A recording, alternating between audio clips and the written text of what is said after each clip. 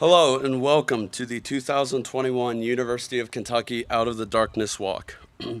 Thank you all for being here.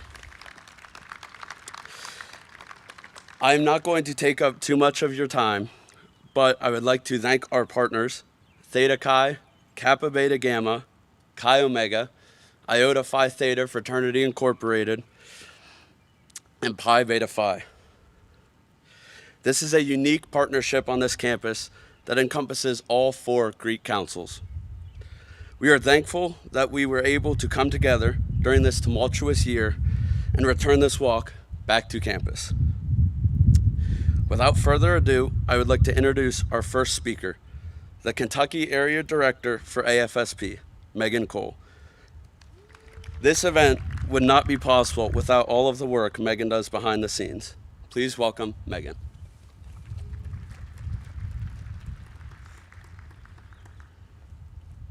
Hi everyone, thank you so much for being here today. By showing up today, you are sending the message that mental health is as real as physical health. You're sending a message that reaching out for help is the strong thing to do. You are showing others that suicide, which is currently the 10th leading cause of death in the US, can no longer be swept under the rug. Suicide is a health issue that affects all of us. By joining us, you are part of a national movement. You're not just walking alongside the others you see beside you today, you're also walking alongside nearly 250,000 people across the country who are walking to fight suicide. Together we are strong. Our progress is tangible. When these walks started in 2004, some people thought no one would show up to walk for suicide prevention. 4,000 people showed up that year and started the movement you are a part of today. In 2017, when Austin and Fiji started this walk, they brought this powerful movement to UK's campus and brought in partners to ensure that the walk continues to grow year after year. A special thanks to Phi Gamma Delta, Theta Chi, Chi Omega, Kappa Beta Gamma, Pi Beta Phi, and Iota Phi Theta Fraternity Incorporated for helping us grow this walk to the 3rd highest fundraising campus walk in the country last year. We're currently at number 4 this year and have the most registered participants in the country. With suicide being the 2nd leading cause of death for college students, it's critical that we make a campus that is smart about mental health. And each year, I am so encouraged to see the number of students who show up and support each other's mental health journey. The American Foundation for Suicide Prevention started as a research-based organization when a small group of families affected by suicide banded together to fight this leading cause of death. By walking with us, you are helping to fund innovative and exciting research that will enable us to find better ways to stop suicide. This past year, with your help, we were still able to invest nearly $5 million in cutting-edge scientific research. As a community, we know we have much to do, as we lose close to 45,000 lives to suicide every year. While we are saddened by these deaths, we also see them as a call to action for our nation to do more to prevent suicide. Because of you, we are able to continue to fight for a day when no one will die by suicide. By walking with us today, you are helping to develop and share education programs like Talk Saves Lives and It's Real. These programs give people practical strategies for recognizing the warning signs and preventing suicide in their communities. AFSP's interactive screening program gives students, workers, and veterans a safe way to reach out for support. Together, we are creating a culture that is smart about mental health. Today, you are also helping to provide support for the many people affected by suicide through programs like our Survivor Outreach Program, in which survivors of suicide loss are paired with volunteers who have also lost loved ones to suicide. This way, someone who is further along in their grief journey is able to help somebody along in theirs. By walking with us, you honor the memory of the loved ones that we have lost. Your being here today also allows our advocates in Washington to do their work in fighting to pass legislation that will save lives. Many states now have better mental health programs and mandatory suicide prevention training for teachers. And in 2022, you will see the 10-digit dialing code for the National Suicide Prevention Lifeline, which is currently 1-800-273-8255, transition to a simple 3-digit code, 988. This makes mental health crisis services as easily accessible as physical and safety crisis services. This is real and lasting change, and it's thanks to you. I also want to acknowledge those of you who have suffered personally from suicidal thoughts, our green beads. We are so glad to have you here with us in this fight. Your presence and openness allows us and others to know that they are not alone in their struggle.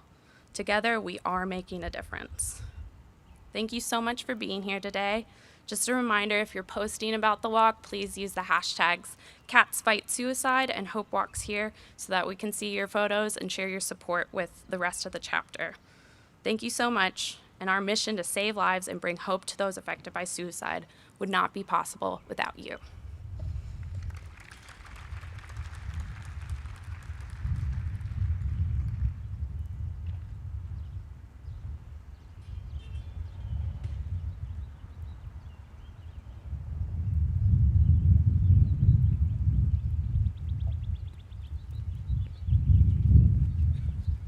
Thank you, Megan.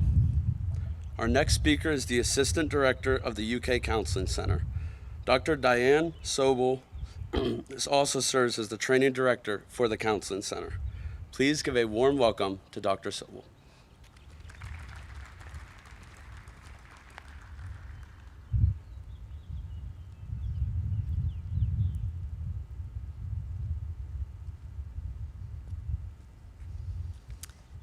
Good morning. I'm so thankful to be here talking about suicide prevention. Why are we talking about suicide prevention? During 2019, in the United States, 47,511 lives ended in suicide, which is equal to every student plus every employee here at the University of Kentucky. That's 14.8 suicide deaths per 100,000 people living in the US. An average of one person every 11 minutes dies by suicide, and estimated that there's a suicide attempt every 23 seconds in the US. During 2019, Kentucky ranked 22nd for deaths by suicide among all of the states in the US. It's estimated that as many as 40 to 50% of the US population have known someone personally who has died by suicide. This was mentioned previously, but suicide is the second leading cause of deaths for 15 to 34-year-olds, which includes our college-age students. And for 15 to 24-year-olds, there were 5,954 suicides in 2019.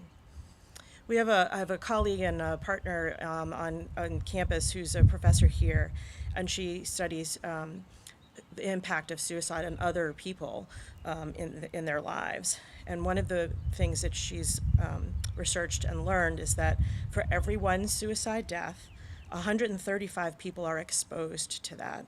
53 have short-term disruptions in their life as a result of that. 25 have a major life disruption, and 11 have devastating effects on their lives. This is impacting so many people. So it's why we have to talk about it, and I'm so grateful that you've organized this event today and that are continuing to participate in this event. On June 21st, 2003, Kevin Allen Graham, a 21-year-old rising senior at UK, died by suicide after discontinuing his antidepressant medication. Kevin's older brother, Jeffrey, was a recent UK grad on active military duty in Iraq in February of 2004. He was killed by a roadside bomb as he warned his unit to stay back from the danger. Within 8 months, their younger sister became an only child. The Kevin and Jeffrey Graham Memorial Fund provides for gatekeeper training at University of Kentucky so that families can be spared the tragedy of losing a loved one to suicide. We don't want to lose any more Kevins. So QPR, Question, Persuade, Refer, is important to campus safety, student success and retention, and service to veterans, and by creating a campus community where the norm is to look out for one another. Suicide prevention, by definition, is violence prevention. UK was the recipient of a national Garrett Lee Smith campus suicide prevention grant through SAMHSA, which allowed UK to expand campus-wide QPR trainings initially funded through the generosity of the Graham family after the suicide death of their son Kevin.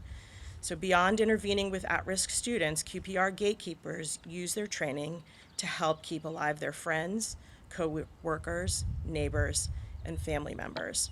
And I'll tell you a little bit more about how you can access QPR training in a moment.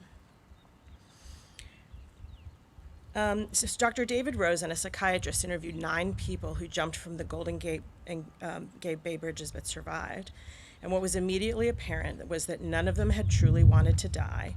They had wanted their inner pain to stop. They wanted some measure of relief, and this was the only answer they could find. They were in spiritual agony, and they sought a physical solution.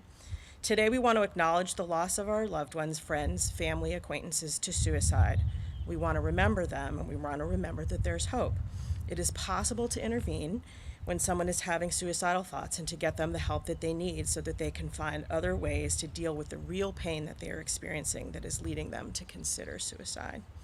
It takes a village for this to happen. While we know that most college students are not contemplating suicide, we do want to help those who are, as well as those who are not. At UK's Counseling Center, we have services available for students who are struggling with considering dying by suicide, but we need your help to get them to us. I want to tell you about a few ways that the Counseling Center is available to help all of us work on reducing deaths by suicide. We have clinical services, 19 clinicians and 15 doctoral trainees. Students can schedule an initial session online through our website, or they can call our number to talk to one of our welcome desk staff to schedule a time if those available online don't work for your schedule. Students who come for that initial consultation will discuss options with the therapist that they meet with to support students either on campus or off campus or both. So I want to say this loud and clear. We will make room in our system for students who are in crisis, especially a life or death crisis. The students need to let us know at the first contact that they're in crisis. Let's say that one again. We'll always make room in our system for students who are in crisis, especially life or death crisis. You just need to let us know, and we will make that happen.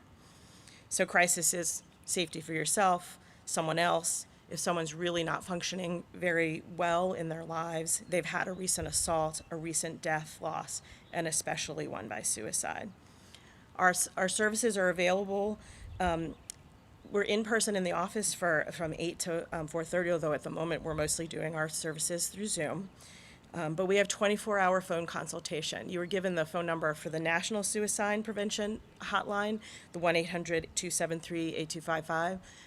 But here at UK, if you're a student, you also can contact our number, 859-257-8701, 24 hours a day, and you get to talk to somebody even when staff are not physically in the office.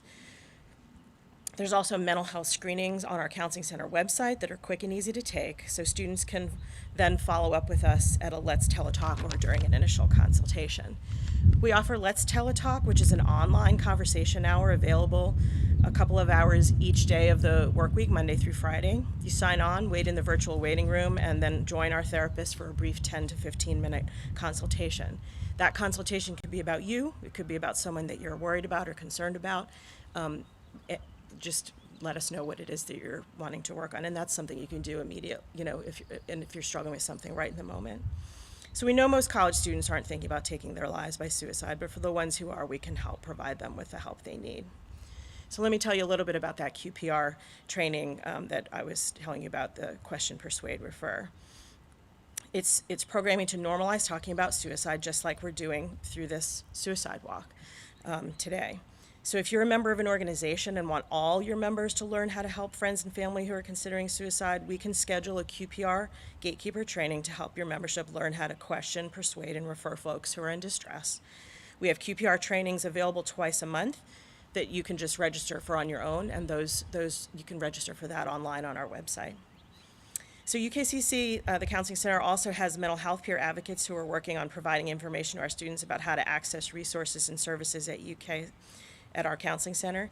Katie is here at the table with some self-care kits for you all and some other information about the Counseling Center if you want to stop by after your walk today.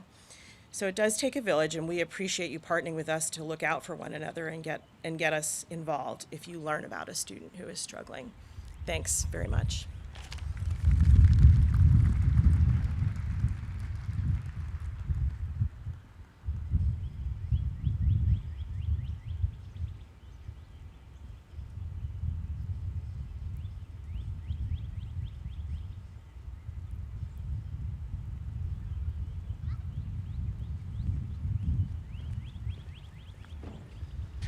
Thank you, Dr. Sobel, and thank you to the University of Kentucky Counseling Center for all of your work and efforts in this community. Our final speaker is Taylor's mom and the president of the Ray of Sunshine Foundation. Please give a very warm welcome to Taylora.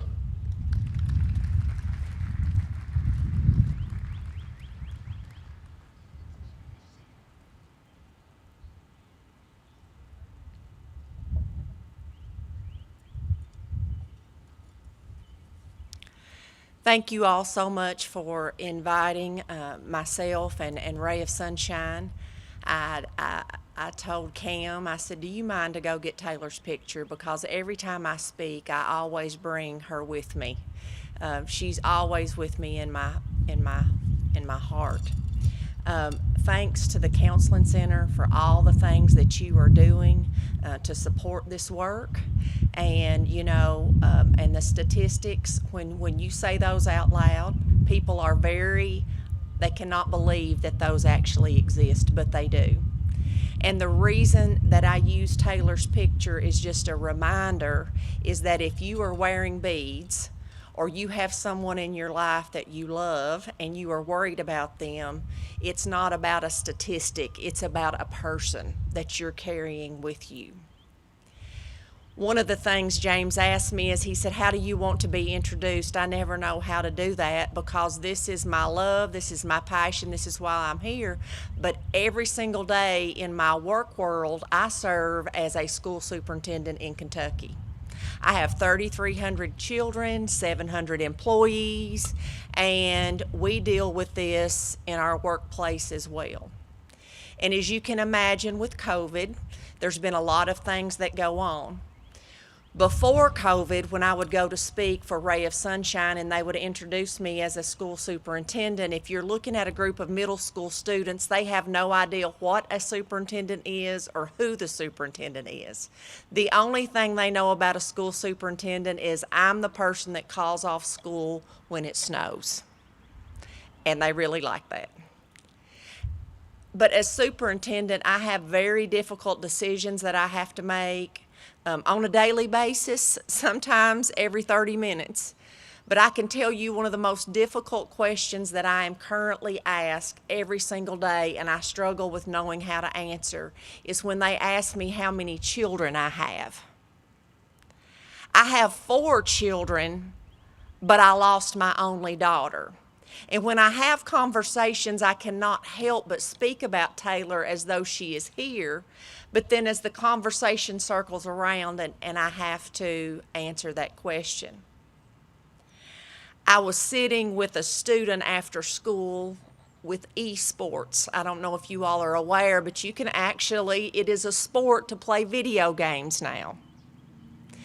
And I was sitting with a young lady, and she seemed to be a bit isolated, and I sat down and I was having a conversation, and we were talking about art, and I was talking about that my daughter enjoyed art. Of course, she started asking very specific questions that I could not answer, so I said, how about this? How about I show you a picture that she painted for me? On my mantle, I have a 45 record. For those of you that are my age, you know what a 45 record is, okay? If you don't, call your mom or your grandma, and they'll tell you, but it's a small little album. She was home for Christmas break, her last Christmas break, and she came down the steps, and she said, Mom, I have something for you. It's 2 things you love. 1 is music, and 2 is Colorado. That summer, our family, actually quite a large number of us, again, when you have 4 children and friends and extended family that attend, it was a wonderful, beautiful trip. So she said, you love Colorado, and so there's an album sitting on my mantle, and it is painted with a scene of Colorado, and she said, it's 2 things you love, the mountains and music. Of course, I took Taylor's picture, the records in the background, and it's something that I treasure. So I pulled this video out, and I displayed it to this young lady, and she looked at it.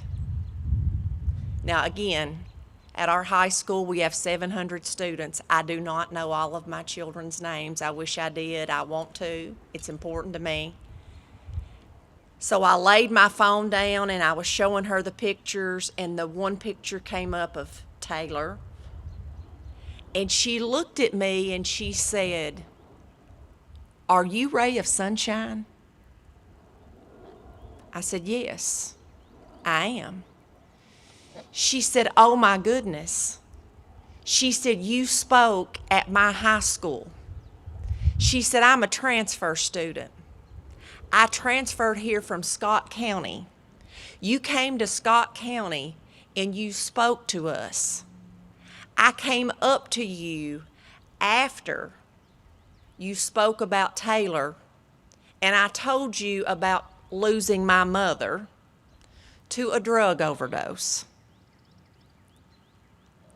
And it was just like one of those moments.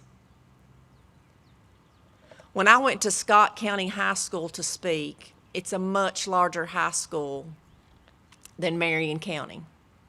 It's so large that you cannot have all of the students in the gym at one time.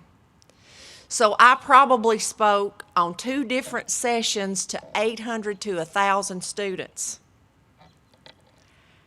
And I only had about 20 minutes. Courtney was with me.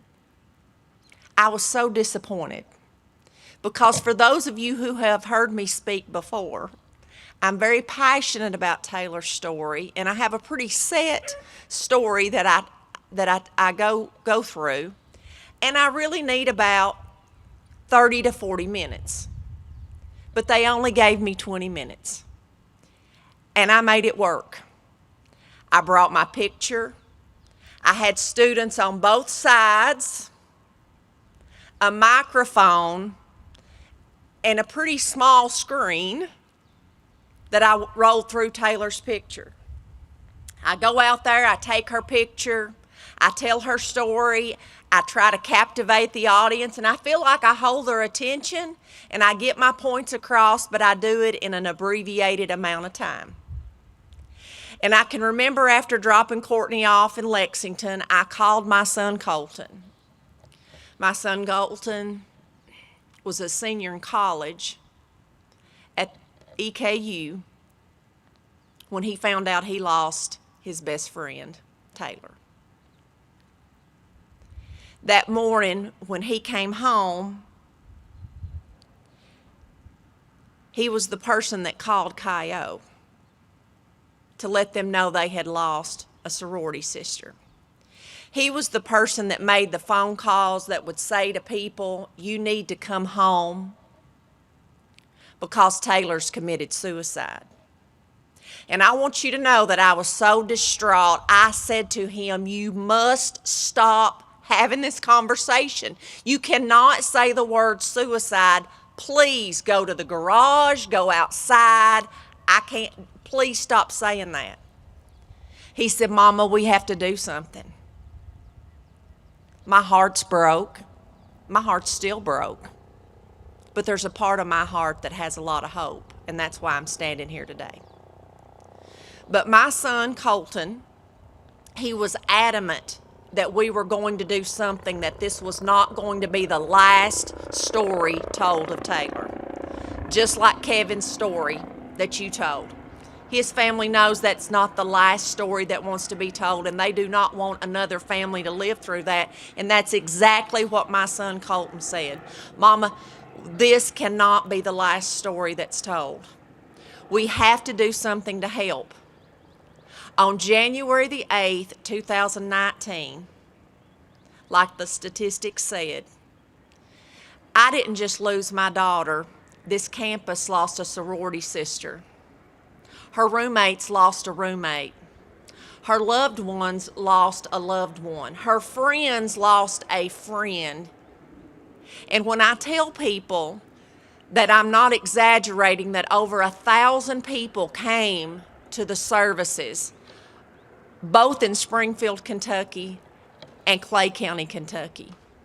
That's what an impact that my daughter had, because she was the kind of child that would smile at you, that would walk you to the counseling center. You would not believe the number of times as I've gone around and spoke across the state of Kentucky, and that's why I'm wearing this particular sweatshirt today, because we've traveled all over the state of Kentucky.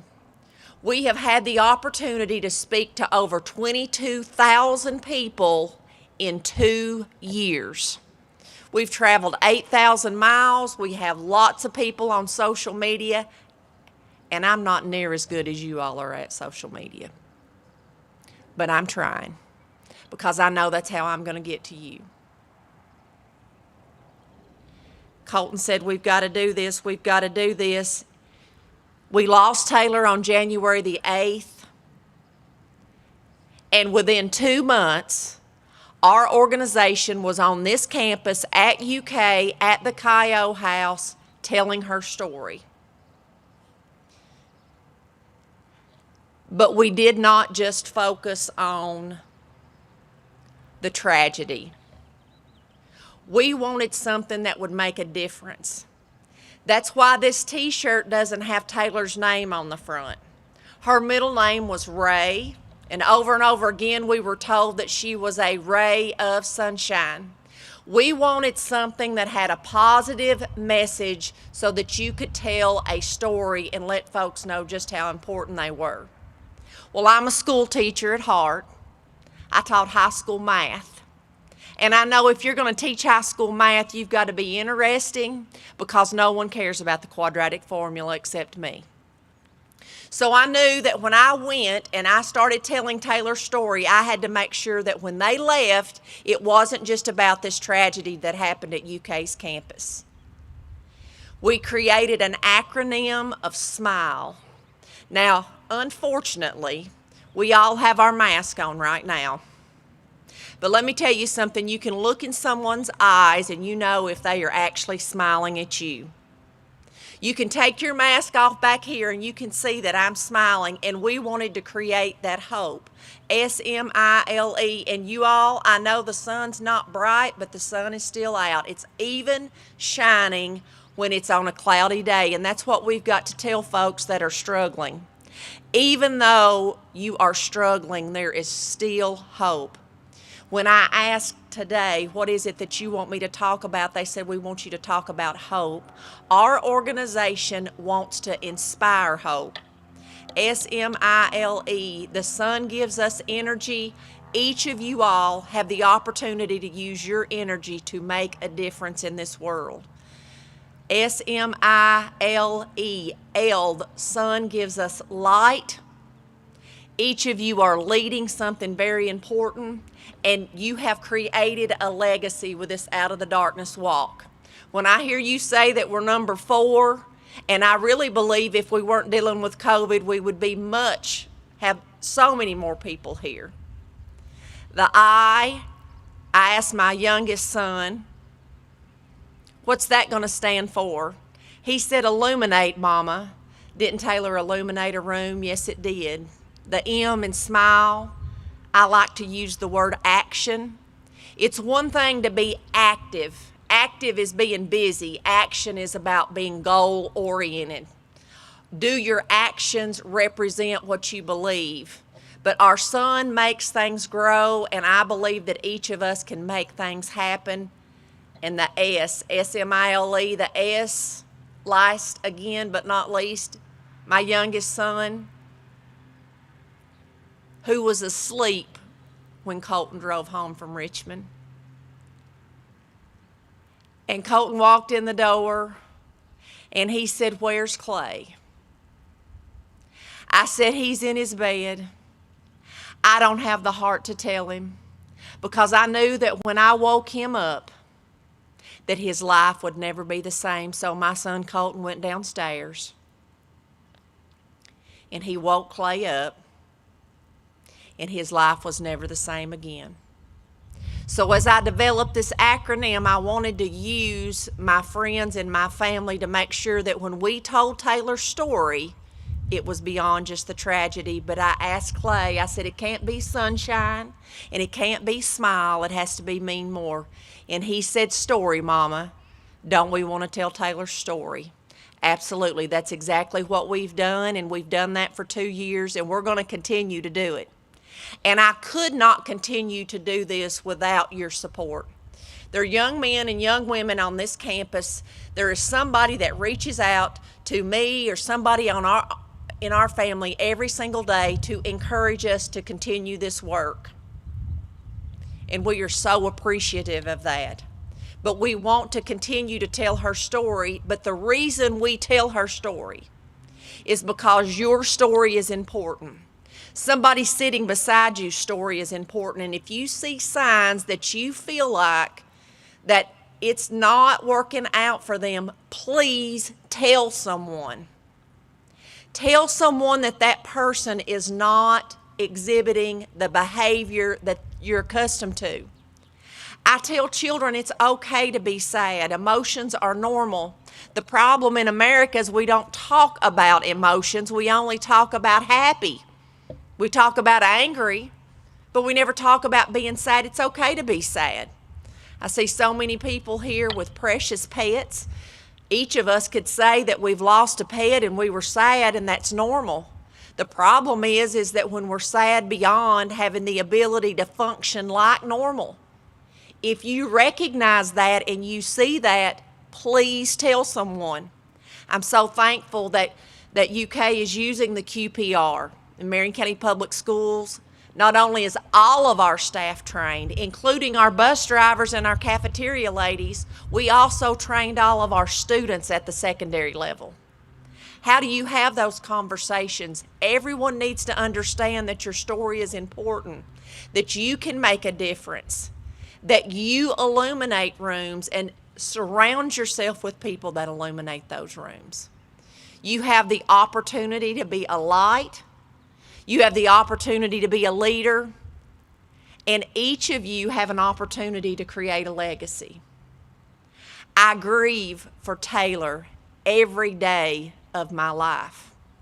Every minute I'm awake, day and night, I grieve for her. But I remind myself that I had 19 years. Some people get 19 months. Some people get 19 minutes.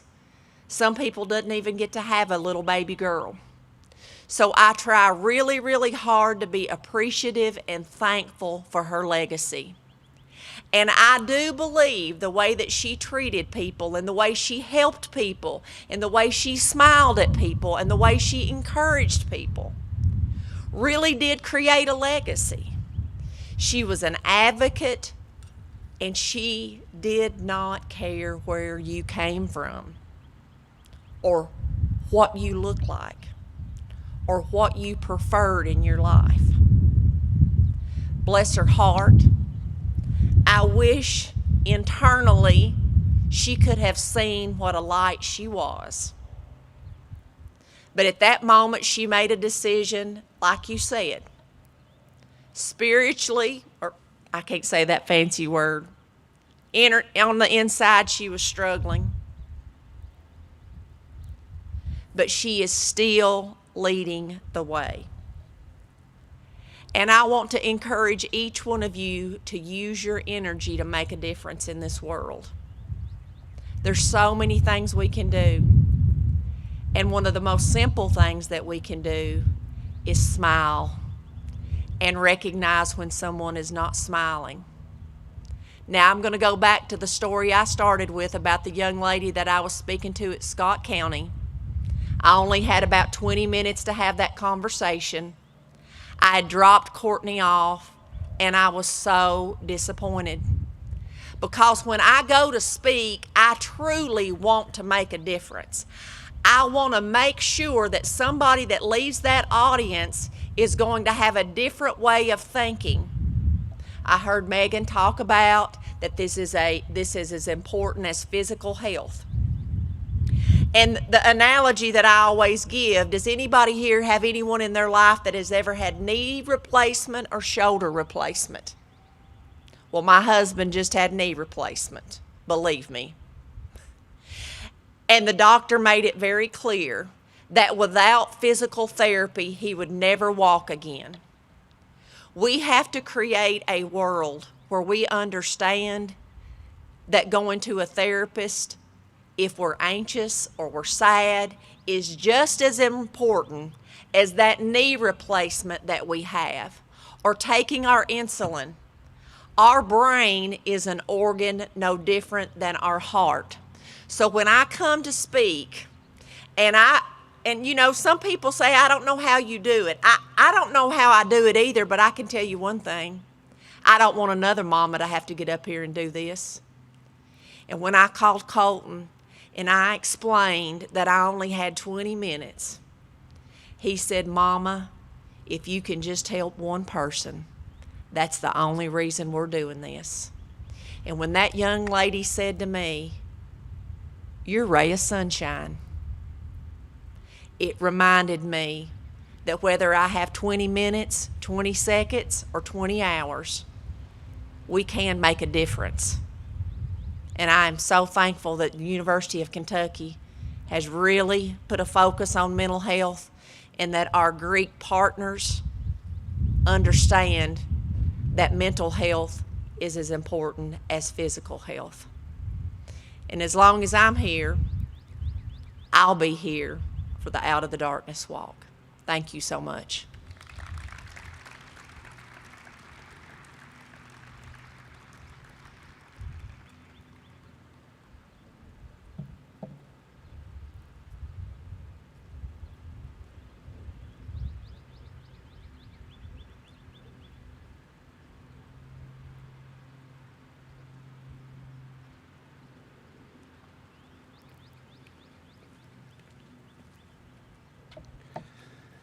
Taylor, thank you for continuing to share Taylor's story and for continuing to spread the message of hope through your work with the Ray of Sunshine Foundation. Once again, thank you to our partners, our incredible speakers, and the American Foundation for Suicide Prevention. Please make sure to stop by our tables in the tent behind me for honor beads, to visit with Ray of Sunshine, and for additional resources. I would also like to remind everyone that our fundraising window does not close until June 30th, so please continue your heroic fundraising efforts for this great cause. To our walkers here and who will be joining us throughout the day, thank you all for helping to grow the awareness for this cause, both nationally and here on our campus. As we wrap up this opening ceremony, I would like to remind everyone to please wear your mask and to practice physical distancing. And please keep close to your heart while we are walking today. Please join me as we walk to save lives and to broadcast our message of hope. Thank you.